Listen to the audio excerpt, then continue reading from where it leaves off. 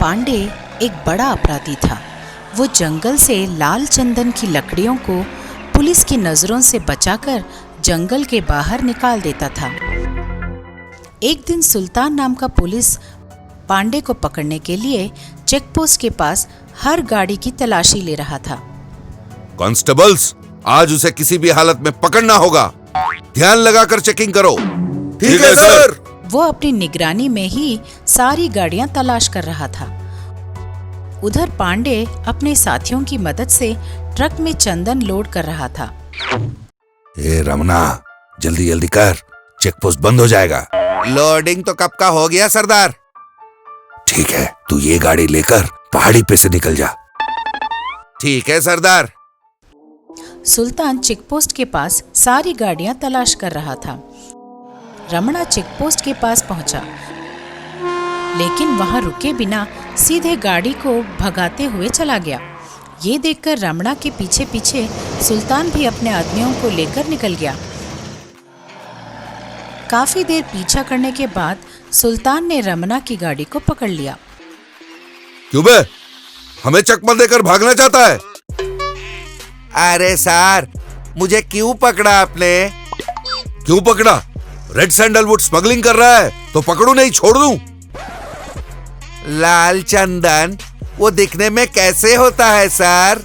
मेरी गाड़ी में तो नीलगिरी के पत्ते भरे हैं। नीलगिरी के पत्ते? नाटक कर रहा है। ये कहकर सुल्तान ने लॉरी चढ़कर चेक किया। लॉरी में सचमुच नीलगिरी के ही पत्ते भरे थे। तो पुलिस वाले दंग रह गए। तो गाड़ी तेज भगाकर भाग क्यों रहा था? सर, गाड़ी की इंश्योरेंस नहीं है तो भागने लगा। सुल्तान के जाते ही रमणा ने पांडे को फोन लगाया। सरदार, जैसे आपने कहा मैंने किया। अपनी गाड़ी निकल गई ना? कब की निकल गई, अब तो वापस आ जा।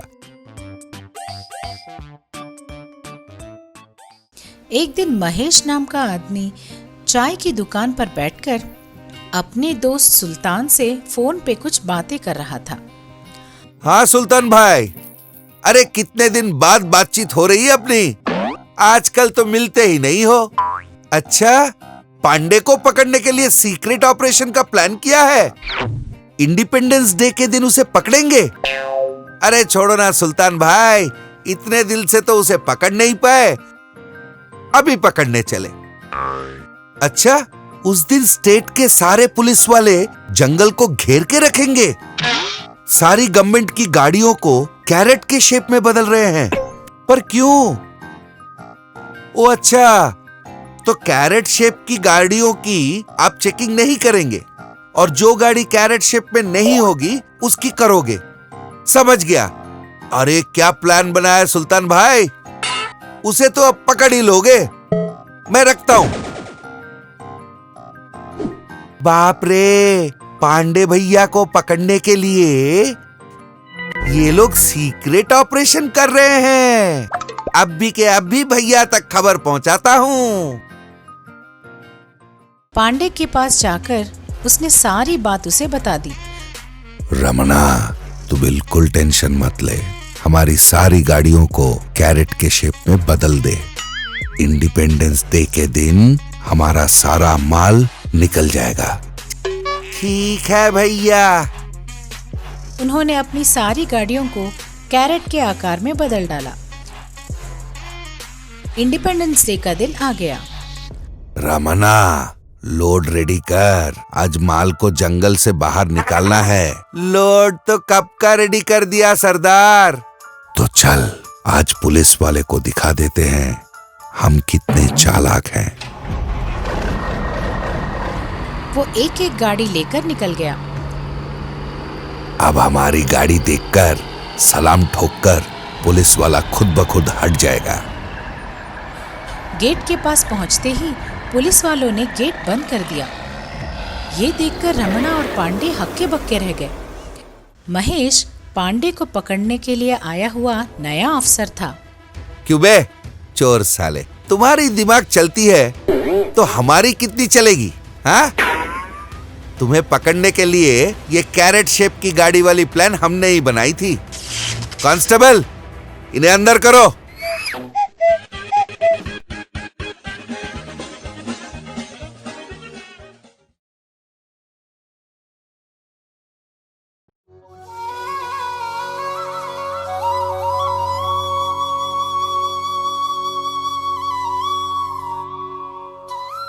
अंजी सुबह सुबह मंदिर गया, घंटी बजाई, भगवान को नमस्कार वगैरह किया।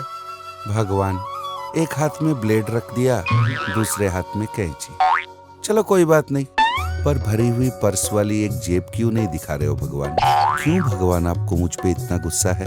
इसलिए आज मैं आपका ही हुंडी उठा के भाग रहा हूँ। उसने फिर से घंटी बजाई और बस अंजी और हुंडी दोनों गायब। अंजी मंदिर में गायब हुआ तो अपने घर में प्रत्यक्ष हुआ। हे भगवान, इस हुंडी में सोना, चांदी, पैसे, गहने, इतना कुछ दिला दे भगवान। हुंडी में से 5 रुपए का एक सिक्का गिरा, गोल गोल घुमा और नीचे गिर गया। ये देखकर अंजी के होश उड़ गए। लगता है भगवान के भी पैसे टाइट है। हे भगवान। अरे हुंडी को ढूंढते हुए कहीं पुजारी जी तो नहीं आ गए? कौन आया होगा? दरवाजे के सामने अंजी का दोस्त बॉस को खड़ा था। ए तू है? दरवाजा क्यों खटखटा रहा था? बुला सकता था ना। लगता है कोई बड़ी पेटी चुराई है। पेटी तो बड़ी है पर खाली है। अरे इस पेटी के बारे में भूल जा, तेरे को सही मैटर बताता हूँ। क्या है? ये शहर के चोरों की इलेक्शन हो रही है। हाँ तो तू खड़ा हो जा, जीत जाएगा ना तो शहर तेरी मुट्ठी में। अच्छा, ऐसा हो सकता है? अरे हाँ, तू इलेक्शन लड़ रहा है, जीत रहा है और पूरी शहर की वाट लगा रहा है। चल ठीक है, वाट लगा देते हैं। फिर वो इलेक्शन में खड़ा हुआ और जीत भी गया। जीतने के बाद उसने सारे चोरों की एक मीटिंग बुलाई। मेरे प्यारे चोर भाइयों, आपके अमूल्य वोट देके मुझे जिताने के लिए बहुत धन्यवाद। आज तक आपने जितनी भी मुश्किलें उठाई, उनका अंत करते हुए मैं नए रूल्स एंड रेगुलेशंस बनाऊंगा। आज से अगर एक घर पे किसी का नजर हो तो उस घर पे दूसरा नहीं चोरी कर सकता। आज से हमारा यूनियन का चंदा होगा आपके चोरी का सिर्फ 10%। आज से आप कौन से इलाके के कौन से घर पे चोरी करने जा रहे हो, हमें एक दिन पहले ही इत्तिला कर देना, क्योंकि तब हम ये देख सकते हैं कि उसी वक्त उसी घर पर आपका कोई दूसरा साथी ना पहुंच जाए। मेरे प्यारे चोर भाइयों, आज से आप जो भी चीज को छुए वो सोना हो जाए, हर जेब में भरी पर सबको मिले। ये मेरी दिली ख्वाहिश है। धन्यवाद। इसके बाद से हर रोज कोई भी घर पर चोरी करने जाना हो, एक दिन पहले ही वो चोर आके अंजी को सारा डिटेल्स दे जाता था। चोरी का सामान सारे चोर अपने घर में छुपाया करते थे, पर जब वो बाहर जाके वापस आते, उन्हीं के घर में चोरी हुआ होता। उनमें से एक चोर था जिसका नाम था बंटी। वो अपना घर को बारीकी से देखने लगा तो पीछे की खिड़की के पास उसे एक लाइटर मिला। ओहो, तो ये तेरा काम है। रुक जा बेटा, मैं भी बताता हूं। उसने सारे चोरों को मैसेज किया। दूसरे दिन सारे चोर अंजी से मिलने आ पहुंचे। क्या बात है, सारे एक साथ आए हैं? ओह, एक बैंक चोरी करने का सोच रहे थे। आप हमारा साथ दो तो 50% आपका, बाकी हम सब लोग बांट लेंगे।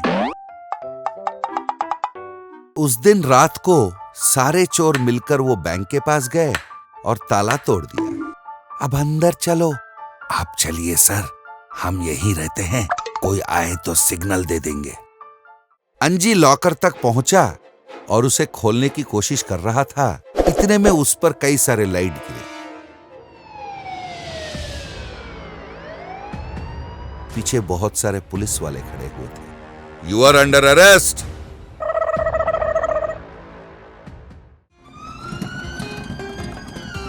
पुलिस स्टेशन के रास्ते में अंजी का घर पड़ता था, पर उसका घर गायब हो चुका था। ईंटों समेत सब कुछ चुराया गया था। मैंने तुम्हारे घर में चोरियां की, तुमने मेरे घर को ही चुरा लिया। और उसे सबक मिला कि चोरी के धंधे में भी ईमानदारी की बहुत जरूरत होती है। ऐसे ही ज्ञानवर्धक कहानियों के साथ हम फिर मिलेंगे।